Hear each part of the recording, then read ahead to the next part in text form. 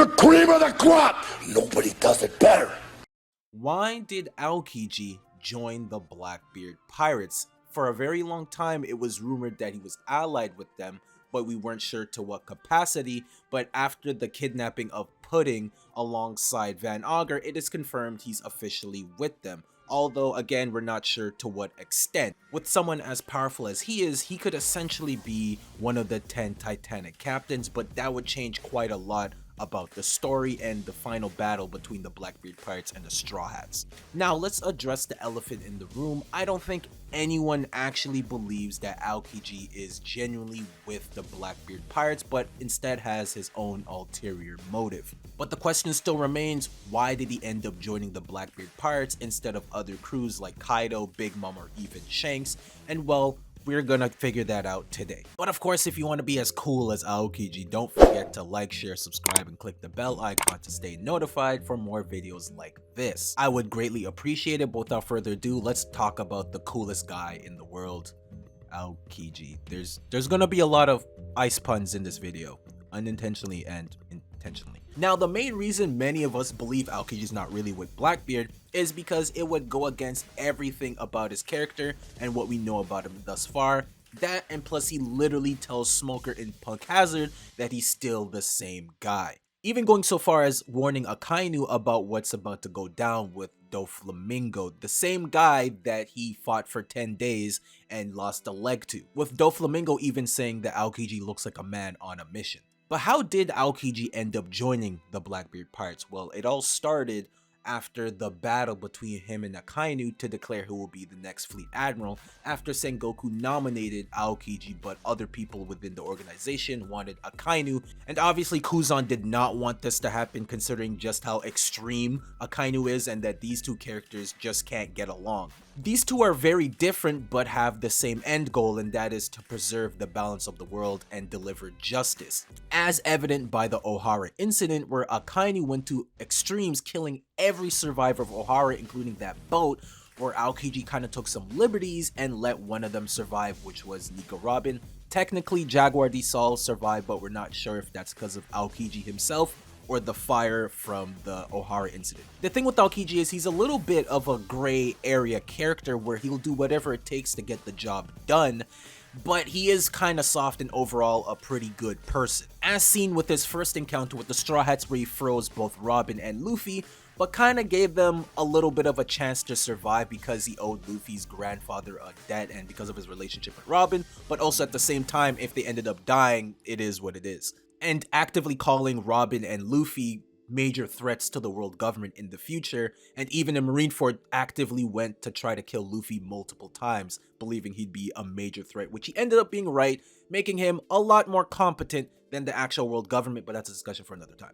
Aokiji has always taken liberties and loopholes as a way to get out of situations, such as I'm not really on the job, so I'm gonna leave you guys alone today. So now that we have a better understanding of who Aokiji is as a character and that he's a pretty nice guy with morals, I think you understand why people don't believe he's genuinely with the Blackbeard pirates but has his own mission he's trying to accomplish. And the biggest theory right now is he is a member of SWORD, or well, particularly the leader of SWORD, the true leader. It's funny because Drake is technically the captain of SWORD and has been leading this operation for quite a long time, but because no one really respects Drake, especially after Wano, a lot of people are like, no, it has to be Aokiji. Now, I floated the idea that personally I think Sengoku might have been the one to create SWORD, because essentially what Aokiji and Drake is basically doing is exactly what Corazon did with the Doflamingo pirates, and all three of these guys have an association or relationship with Sengoku. So maybe in honor of Corazon and because of how shady the world government is,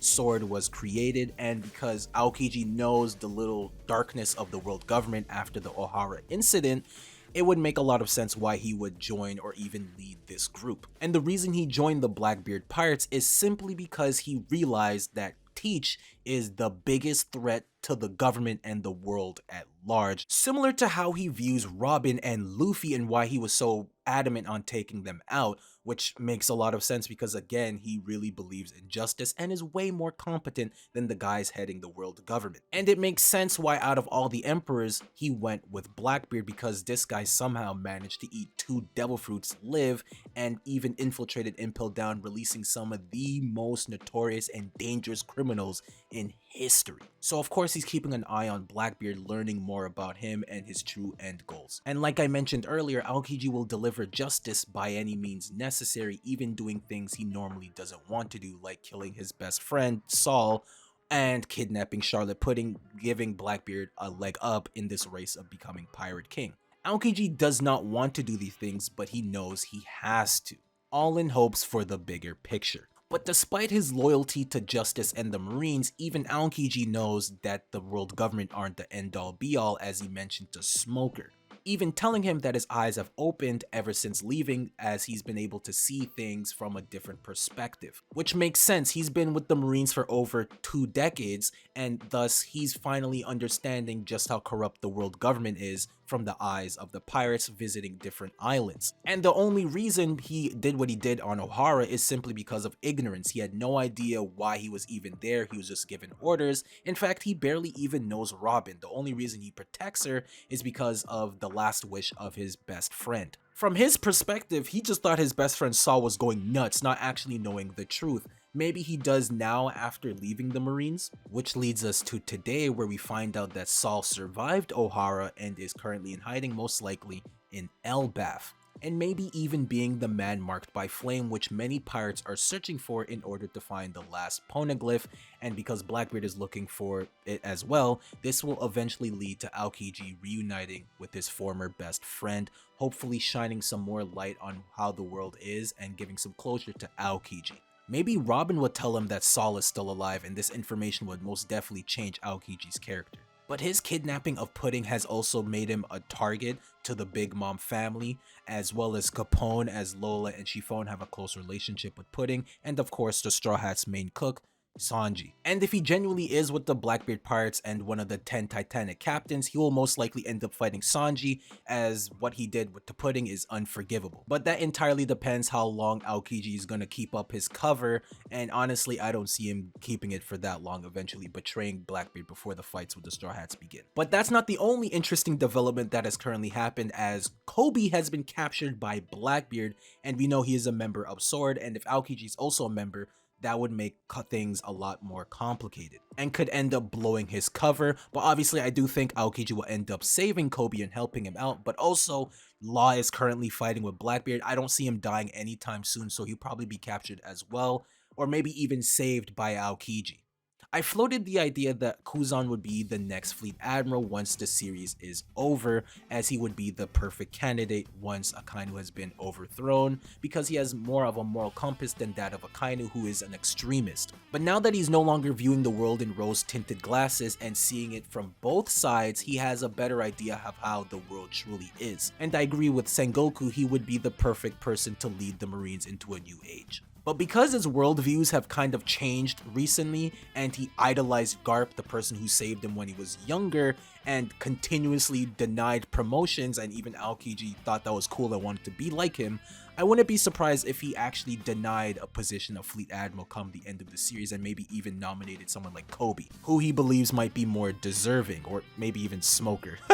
And he ends up doing his own thing and maybe just leading Sword and calling it a day, or end up becoming like the detective of the Marines, which would make a lot of sense considering that's what his character is based off of in the first place. Going back to the Marines, assuming he even left in the first place, and specifically becoming Fleet Admiral, might limit the things he wants to do. But that's the video. I'm truly excited for Aokiji's eventual return, as he has a lot of plot points that need to be resolved soon. I really want to see a fight with Aokiji, like him going all out. That would be absolutely awesome. Once he's back in the story, things are about to get really messy. It was mentioned that Akainu let him live after their fight, which was a little uncharacteristic. Even the characters in the story said that. So it might have been during or after this fight where Aokiji and Akainu made their plan to infiltrate the Blackbeard Pirates and attack them from outside and within. But I also don't really see him secretly still with the Marines, because I don't see him serving under Akainu, considering he doesn't like the man and that was the whole reason why they fought in the first place. But anyways, that's it. Let me know in the comments what you guys think. I hope you guys have a good day and a good night. I'll catch you guys on the next one. Peace.